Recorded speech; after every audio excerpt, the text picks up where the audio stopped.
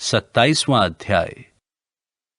जब ये ठहराया गया कि हम जहाज पर इतालिया को जाएं, तो उन्होंने पौलुस और कितने और बंधुओं को भी यूलियुस नाम औगुस्तुस के पलटन के एक सूबेदार के हाथ सौंप दिया और अद्रमुत्तियुम के एक जहाज पर जो आसिया के किनारे की जगहों में जाने पर था, चढ़कर हमने उसे खोल दिया। और अरिस्तर्खुस नाम थिस्सलुनीके का एक मकिदुनी हमारे साथ था। दूसरे दिन हमने सैदा में लंगर डाला और यूलियुस ने पौलुस पर कृपा करके उसे मित्रों के यहाँ जाने दिया कि उसका सत्कार किया जाए।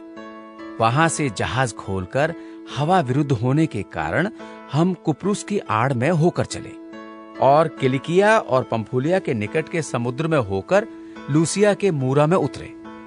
वहां सूबेदार को सिकंदरिया का एक जहाज इतालिया जाता हुआ मिला और उसने हमें उस पर चढ़ा दिया। और जब हम बहुत दिनों तक धीरे धीरे चलकर कठिनता से कनिदुस के सामने पहुंचे, तो इसलिए कि हवा हमें आगे बढ़ने न देती थी, सलमोने के सामने से होकर त्रेते की आड़ में चले और उसके किनारे किनारे कठिनता से चलकर शुभ लंगरबारी नाम एक जगह पहुंचे, जहां से लसिया नगर निकट था। जब बहुत दिन बीत गए और जल यात्रा में जोखिम इसलिए होती थी कि उपवास के दिन अब बीत चुके थे, तो पौलुस ने उन्हें यह कहकर समझाया कि हे सज्जनों, मुझे ऐसा जान पड़ता है कि इस यात्रा में विपत्ति और बहुत हानि न केवल माल और जहाज को वरन हमारे प्राणों को भी होने वाली है।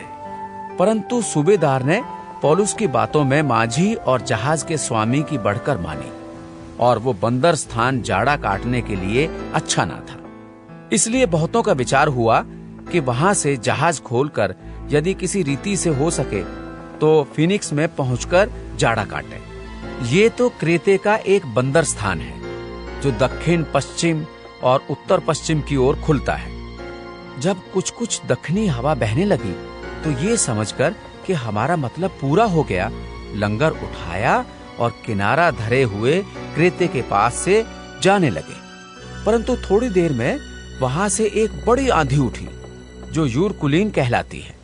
जब ये जहाज पर लगी तब वो हवा के सामने ठहर न सका, सो हमने उसे बहने दिया और इसी तरह बहते हुए चले गए। तब कौदा नाम एक छोटे से टापू की आड़ में बहते बहते हम कठिनता से डोंगी को वश में कर सके। मल्लाहों ने उसे उठाकर अनेक उपाय करके जहाज को नीचे से बांधा और सुरतिस के चोर बालू पर टिक जाने के भय से पाल और सामान उतारकर बहते हुए चले गए। और जब हमने आंधी से बहुत हिचकोले और धक्के खाए तो दूसरे दिन वे जहाज का माल फेंकने लगे और तीसरे दिन उन्होंने अपने हाथों से जहाज का सामान फेंक दिया। और जब बहुत दिनों तक न सूर्य न तारे दिखाई दिए और बड़ी आंधी चल रही थी, तो अंत में हमारे बचने की सारी आशा जाती रही। जब वे बहुत उपवास कर चुके तो पौलुस ने उनके बीच में खड़ा होकर कहा, हे लोगों, चाहिए था कि तुम मेरी बात मानकर क्रेते से न जहाज खोलते और ना ये विपत और हानि उठाते, परंतु अब मैं तुम्हें समझाता हूँ कि डाढ़स बांधो, क्योंकि तुम में से किसी के प्राण की हानि ना होगी, केवल जहाज की। क्योंकि परमेश्वर जिसका मैं हूँ और जिसकी सेवा करता हूँ, उसके स्वर्गदूत ने आज रात मेरे पास आकर कहा, हे पौलुस, मत डर, तुझे कैसर के सामने खड़ा होना अवश्य है। और देख, परमेश्वर ने सबको जो तेरे साथ यात्रा करते हैं तुझे दिया है। इसलिए हे सज्जनों, डाढ़स बांधो, क्योंकि मैं परमेश्वर की प्रतीति करता हूँ कि जैसा मुझसे कहा गया है वैसा ही होगा, परंतु हमें किसी टापू पर जा टिकना होगा। जब 14वीं रात हुई और हम अद्रिया समुद्र में टकराते फिरते थे, तो आधी रात के निकट मल्लाहों ने अटकल से जाना कि हम किसी देश के निकट पहुंच रहे हैं, और था लेकर उन्होंने 20 पुरसा गहरा पाया और थोड़ा आगे बढ़कर फिर था ली तो 15 पुरसा पाया। जब पथरीली जगहों पर पड़ने के डर से उन्होंने जहाज की पिछाड़ी 4 लंगर डाले और भोर का होना मनाते रहे। परंतु जब मल्लाह जहाज पर से भागना चाहते थे और गलही से लंगर डालने के बहाने डोंगी समुद्र में उतार दी, तो पौलुस ने सूबेदार और सिपाहियों से कहा, यदि वे जहाज पर ना रहें तो तुम नहीं बच सकते। तब सिपाहियों ने रस्से काटकर डोंगी गिरा दी।